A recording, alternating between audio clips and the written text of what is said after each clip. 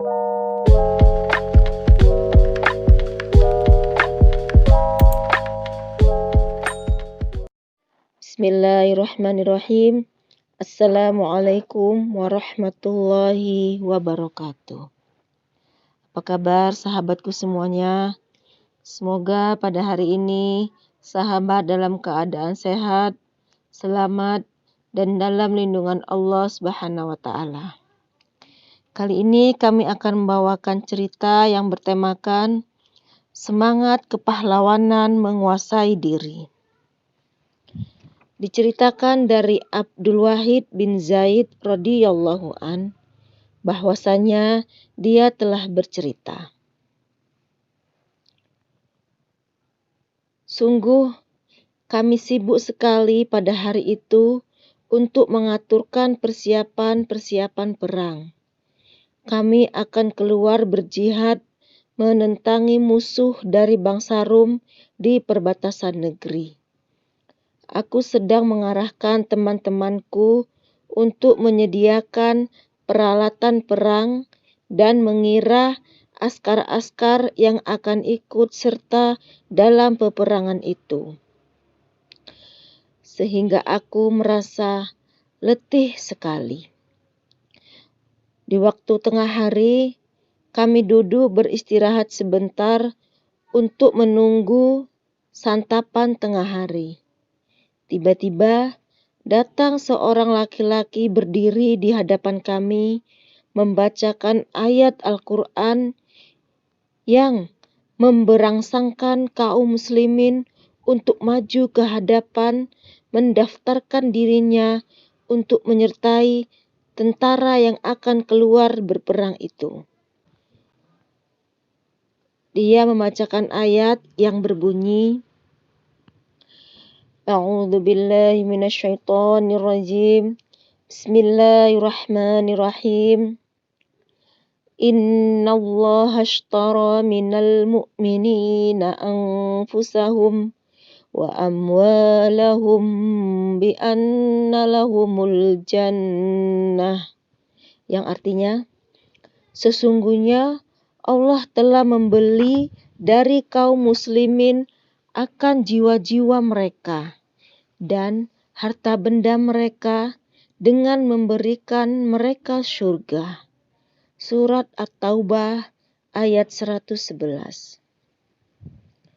Benar, kataku sebagai panglima tentara itu. Itu adalah suatu janji yang benar dari Allah Subhanahu wa Ta'ala, yang mana kita semua harus menyambutnya dengan baik.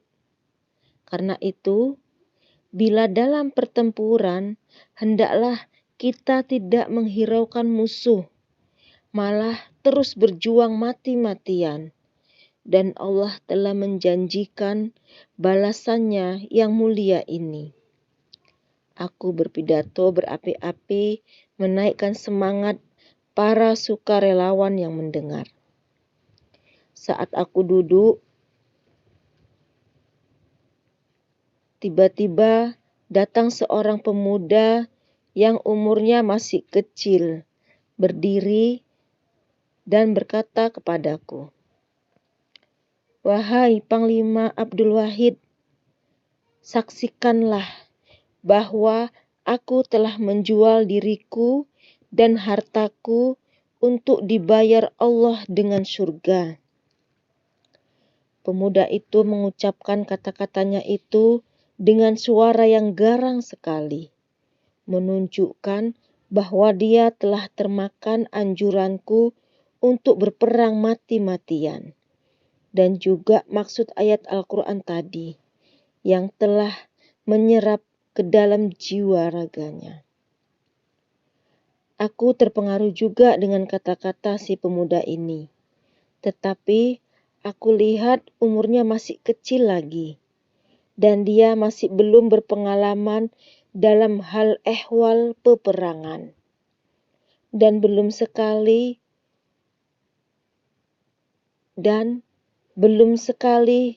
dia pernah ikut bertempur dalam medan perang. Semua itu dia belum tahu. Bercakap saja memang mudah, tetapi belum tahu apa yang dikatakan itu boleh dilaksanakan apa tidak nantinya. "Hai anak muda," kataku lembut dengan mengisyaratkan tanganku minta agar dia duduk. Tajamnya pedang itu adalah lebih dahsyat daripada kata-katamu yang berapi-api itu. Tiba-tiba dia membentak dan memprotes terhadap kata-kataku yang katanya melemahkan semangatnya. "Panglima kita tidak jujur dalam kata-katanya tadi," protesnya. "Baru saja tadi dia menaikkan semangat kita, sekarang dia melemahkan semangatnya pula." "Nanti, tenang dulu, tenang dulu," kataku dengan penuh tenang. Aku tegurkan pemuda ini karena dia masih kecil usianya, masih belum berpengalaman dalam peperangan. Pada yang lain memang aku anjurkan, harap jangan salah paham. "Semangat tidak kenal batas, muda atau tua, kecil atau besar," jawab pemuda itu. "Aku akan membuktikan ketangkasanku," katanya lagi. "Tapi jangan nanti engkau tidak sabar dan tidak berdaya ketika engkau benar-benar dalam pertempuran itu," kataku untuk membujuknya. "Jangan bimbang. Tuan-tuan sekalian akan menjadi saksi bahwa saya akan katakan apa yang saya katakan." Keadaan di situ tenang kembali. Banyak para sukarelawan di situ sudah mulai bergerak untuk pergi makan tengah hari. Aku masih duduk di situ. Tiba-tiba pemuda itu datang kepadaku dan berkata perlahan-lahan, "Wahai Abdul Wahid," aku menoleh kepadanya. "Aku sudah jualkan diriku kepada Allah. Apakah engkau kira aku akan mengundurkan diriku atau bersifat lemah dan tidak berdaya dalam pertempuran nanti?" Aku tersenyum mendengar kata-katanya itu. "Mungkin engkau masih belum percaya lagi," katanya pula. "Dengarkan sekarang. Aku bersaksi atas nama Allah bahwasanya aku telah menjual jiwaku dan hartaku ke jalan Allah." Aku dan rekan-rekan yang masih di situ sangat terharu dengan kata-kata pemuda itu yang menunjukkan kebenaran cita-citanya. Dia lalu pergi mengambil makan tengah harinya. "Apa pendapatmu?" aku bertanya kepada rekan-rekan di sebelahku. "Pemuda itu dapat memahami maksud jihad, sedang kita masih belum dapat merasakannya," tambahku lagi. Mereka semua berdiam diri. Untuk membuktikan kejujurannya lagi, pemuda itu kemudian menyedekahkan semua hartanya fi sabilillah. Hampir apa yang dimilikinya diberikan untuk fi sabilillah. Hanya yang tinggal sehelai pakaian yang di badannya, seekor kuda yang akan ditungganginya dalam peperangan, serta sebilah pedang. Selain dari itu, semuanya telah diberikan untuk fi sabilillah. Pada hari keberangkatan tentara itu, dialah orang pertama yang datang ke kemah. Dia terus menemui panglima tentara seraya memberikan salam. "Assalamualaikum, Tuan Panglima kami, Abdul Wahid," katanya. "Waalaikumsalam, wahai pecinta Allah," jawabku. "Aku dengar engkau telah mendermakan segala harta bendamu untuk sabilillah? Tanyaku.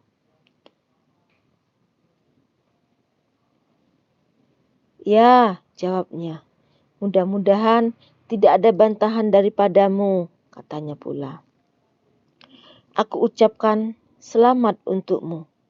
Mudah-mudahan Allah menerima jualanmu itu, lalu Dia membayarmu pula dengan surga. Terima kasih, katanya. Lalu dia pergi dengan wajah yang gembira sekali. Tentara muslimin itu mulai bergerak dengan teratur. Banyak sukarelawan yang ikut serta di dalam peperangan kali ini. Lebih ramai dari yang sebelumnya. Kami akan menentang tentara Rom, dan tentara itu sudah termaklum lengkap dengan alat-alat dan senjata perang.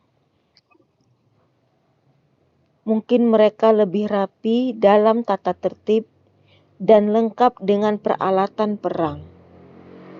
Tetapi mereka tidak punya satu, yaitu kepercayaan yang mengapa karena kaum muslimin keluar berperang untuk menghadapi mereka. Semangat keislaman itu akan menghancurkan segala peralatan senjata dan kerapian tata tertib tentara mereka. Sudah beberapa hari kami dalam perjalanan untuk sampai ke medan perang. Kami beristirahat di waktu siang dan makan minum di waktu itu juga. Namun, si pemuda itu lain sikapnya. Dia berpuasa di siang hari dan bersolat malam di waktu kita beristirahat dan tidur.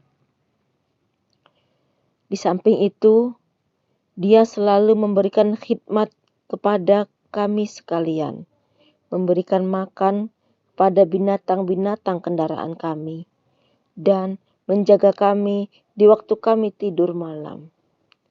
Demikianlah apa yang dilakukan oleh si pemuda itu hingga kami tiba di medan perang. Kami pun duduk beristirahat di situ untuk mengatur cara-cara peperangan dan pertempuran. Tiba-tiba kedengaran suaranya menjerit-jerit. Alangkah rindunya aku kepadamu, si buah hatiku. Dia berlari mengelilingi kemah kami. Coba tengok pemuda itu. Kenapa dia begitu? Kataku kepada teman-teman yang duduk di sebelahku untuk mengkaji strategi perang nanti. Mungkin otaknya sudah mereng, kata temanku yang lain. Aku agak kata-katanya itu omong kosong saja, kata temanku yang lain pula. Sekarang kita telah berada di medan perang. Jangan-jangan dia hendak membuat kacau kita nanti.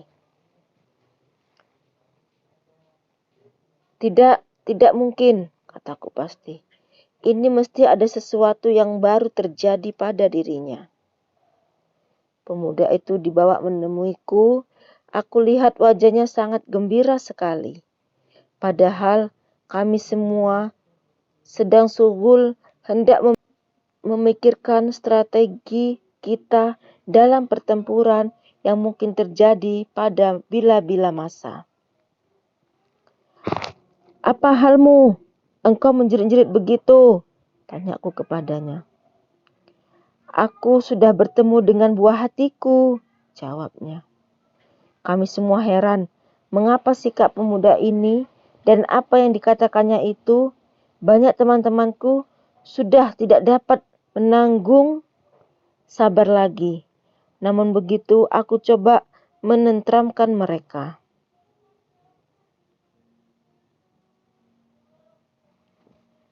Apa dia buah hatiku yang engkau katakan itu? Tanyaku lagi. Pemuda itu lalu bercerita.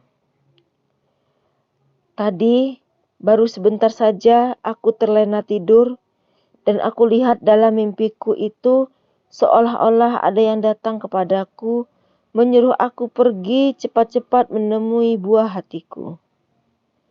Aku katakan kepadanya bahwa aku tidak tahu tempatnya.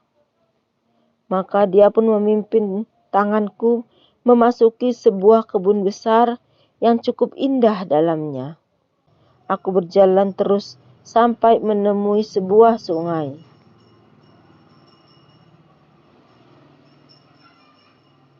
Dan di tebing sungai itu sedang bermain-main bidadari-bidadari yang lengkap dengan perhiasan yang tidak dapat aku mensifatkannya. Apakah itu? Mereka melihatku. Mereka bersorak gembira seraya mengatakan, "Inilah kamu yang dikatakan si buah hatiku. Si buah hati itu tidak ada di sini. Kami adalah dayang-dayangnya yang berkhidmat kepadanya. Pergilah, cari dia di hadapan sana." Aku segera menuju ke hadapanku, dan aku lihat di sana pula ada sebuah sungai yang jernih airnya seperti susu putih bersih. Semuanya sama warnanya, tidak ada yang berubah.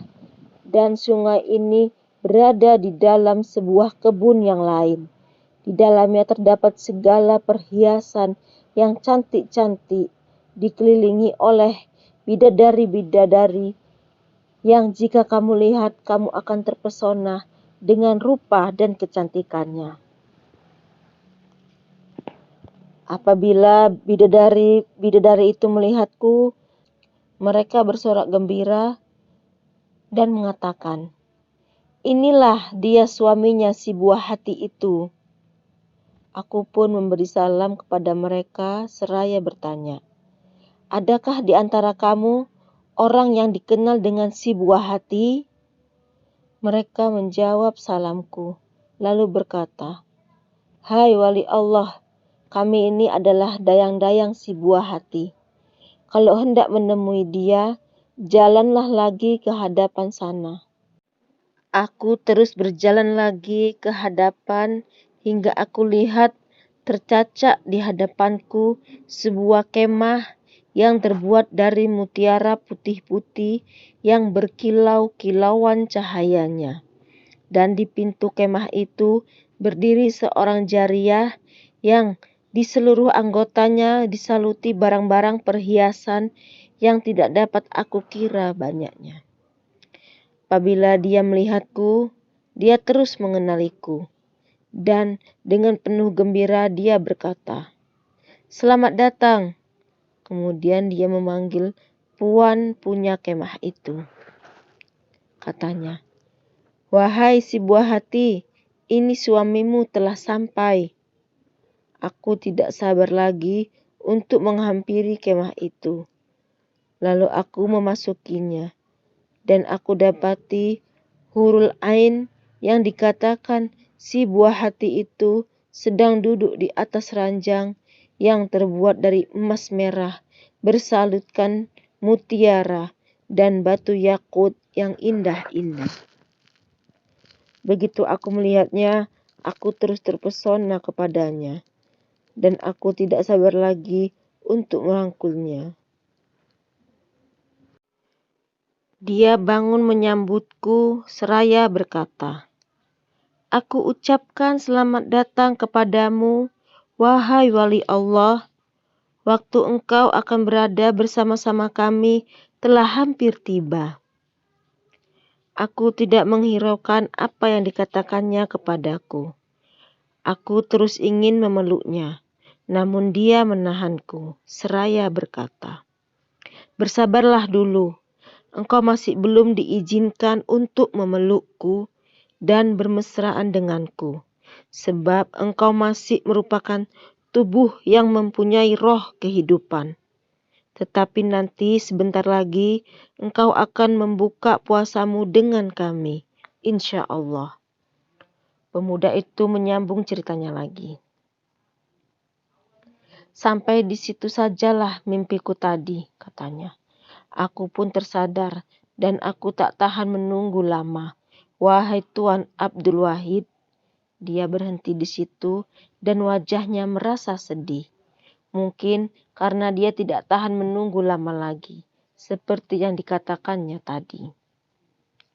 Tidak berapa lama sesudah mendengar cerita pemuda itu, kami pun telah diserang terlebih dahulu oleh tentara musuh. Peperangan mulai bergalak dengan hebat-hebatnya. Susunan pertahanan kami cukup rapi dan bertindak dengan teratur sekali. Pemuda itu diletakkan dalam suatu kumpulan di depan sebanyak 10 orang semuanya. Mereka bertindak untuk menggempur tentara musuh yang maju dari depan. Kumpulan ini berperang dengan tangkas dan mati-matian. Apalagi dengan semangat yang diserapkan oleh pemuda itu kepada rekan-rekannya. Mereka kelihatan lebih berani dan banyak menewaskan kemarahan pasukan yang menyerang. Namun begitu, bukan saja pihak musuh yang gugur, namun banyak juga dari pihak muslimin yang gugur di sana. Kumpulan 10 sukarelawan itu terus bertempur, satu demi satu gugur di medan perang hingga ke akhirnya. Panglima Abdul Wahid sibuk menggantikan tempat-tempat yang kosong dari askar-askar yang gugur di medan tempur itu. Dia juga terlalu sibuk dengan dibantu oleh rekan-rekannya dalam menguruskan askar dan sukarelawan yang luka untuk diberikan rawatan segera, dan yang mati untuk diletakkan di tempat yang terhormat.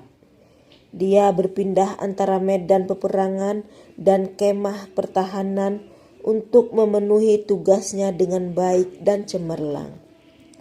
Apabila dia sedang memeriksa barisan askar yang luka-luka untuk dirawat, tiba-tiba dia terlihat akan pemuda tadi dengan tubuhnya penuh dengan tusukan dan tikaman dan wajahnya bermandikan darah.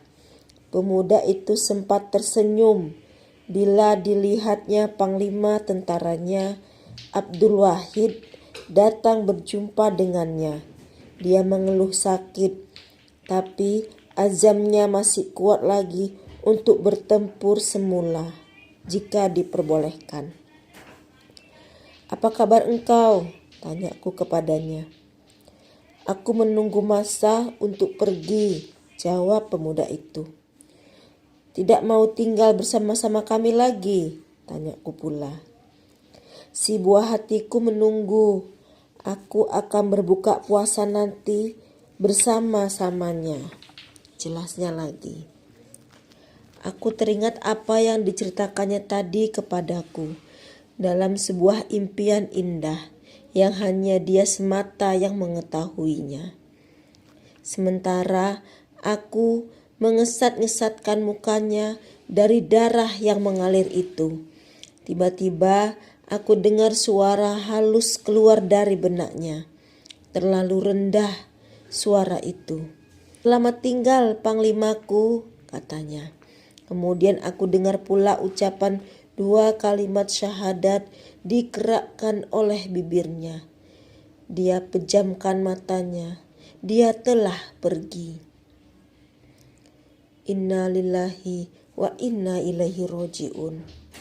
Aku tidak sadar air mataku telah membasahi kedua belah pipiku, mengalir turun, menetes satu demi satu, dan tidak sengaja lisanku mengucapkan, "Selamat jalan temanku." Oleh karena terlalu terharu dan sedih atas kepergian pemuda yang sungguh luar biasa itu, aku rangkaikan syair ini untuknya. "Wahai si penuntut dunia yang tiada kekal baginya, siang dan malam terus mengejar, terus memikirkannya. Tinggalkanlah mengejar dunia karena tiada gunanya. Malah tuntutlah Firdaus yang tinggi karena bidadarinya. Jika Anda ingin tinggal kekal di dalam kenikmatannya, hindarilah dirimu dari kerja yang menarik kepada nerakanya. Demikianlah sahabat, kisah kami kali ini. Semoga kita bisa mengambil hikmah dari cerita tadi. Bagi sahabat yang ingin terus menyimak cerita kami, jangan lupa subscribe ya. Dan bagi sahabat yang selalu menyimak cerita kami ucapkan terima kasih. Semoga bermanfaat. Billahi taufik wal hidayah. Wassalamualaikum warahmatullahi wabarakatuh.